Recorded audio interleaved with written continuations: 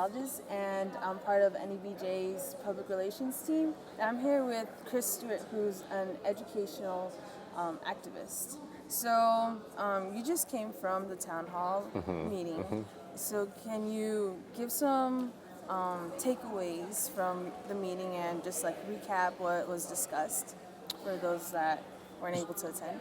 Sure. I think we talked a lot about making sure that we change the narrative about students, about black students, that we do highlight the places where the achievement gap is being closed and showing schools that are actually getting it right with our kids.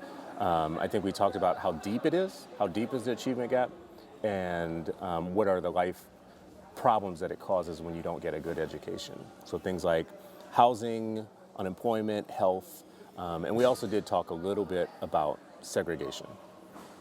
Okay. So can you also talk about any cities or towns that are really trying to close the education gap, and what are some things that they're doing that is making their goal more attainable? You know, I think most urban cities, if you were to stop and you were to talk to them, they would say that they're trying to close the gap. And most are really putting a lot of time, effort, and manpower behind closing the achievement gap, but they're having way different levels of success in making it happen. Nationally, if you look at two places, Washington, D.C. and New Orleans, those are two places where most people would agree that there's a lot more activity going on, and they're starting to see some gains. What's interesting is New Orleans is seeing the gains because they have mostly become a city of charter schools.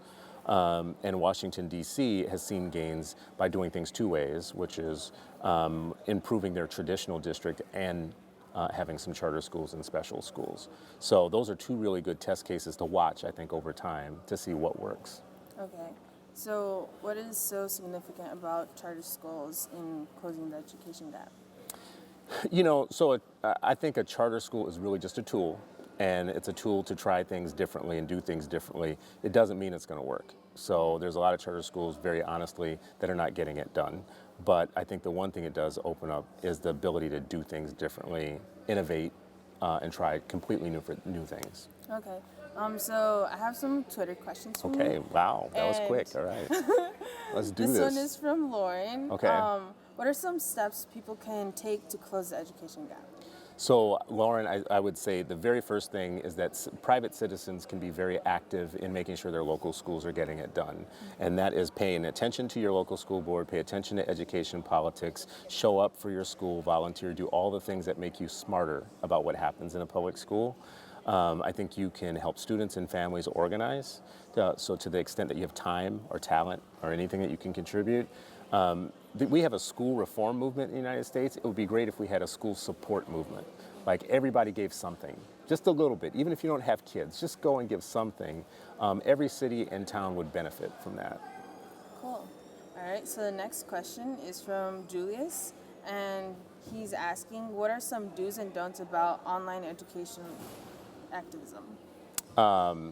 Online education activism, do's and don'ts. Wow, that's a tough question. You know, I would say definitely the do's is do it, right?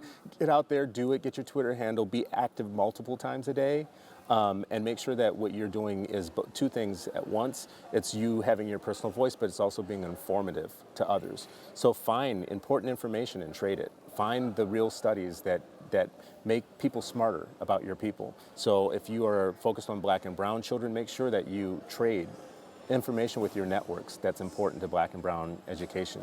Don'ts, you know, I'm probably not the one to talk about don'ts because I do so much that would probably be on other people's don't list. So I would say I'll stick with the do's. Have a voice, be informative, get out there, make it happen multiple times a day. All right. The next question is from Candace, and she's asking, how large of a role does government ultimately play in closing our achievement gap? You know, government is the one place where we all invest ourselves to get things done in the United States. So it's supposed to be our collective repository of our funds and our money and our efforts to really make the social welfare of the United States better. So it has a big role. It really should be taking the resources we give it. We pay our taxes, we elect people, we put them in control, it really should be competent in getting things done. It should build roads, it should close the achievement gap, it should have great schools, and it should keep us all safe from foreign threats and internal threats. And it's supposedly, by the Constitution, supposed to promote the general welfare. All right. Well, here's our last question, and this is on another topic. What are your thoughts about Black Twitter? Oh man, Black Twitter is awesome. I mean, Black Twitter is everything. There is no other Twitter, right? So is there a white Twitter? No, so like what's that? Yeah, so what's the alternative to Black Twitter? Is there like a red Twitter? It's like So Black Twitter is everything because like Black Twitter, let me tell you why Black Twitter is everything. I was watching Twitter for like 4 days before CNN had a single shot or mention of Ferguson blowing up, right? So I'm going through on my Twitter screen and I keep going back to the channels on TV expecting what is happening here to be shown on TV. It took like 4 days. So Black Twitter to me is when even there's a media blackout on everything else, and we shouldn't call it a blackout. We started calling that a whiteout when there's call that a whiteout, whatever. Black Twitter is informing people in a way that's informative, entertaining, keeps you engaged.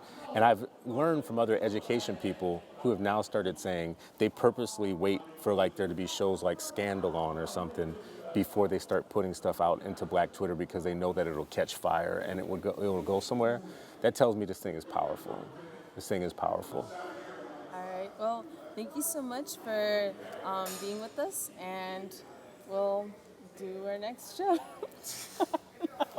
Thank you, Black Twitter. She just wrapped that up in the most professional way. She said, we'll just catch y'all some other time, right? Okay. On Black Twitter.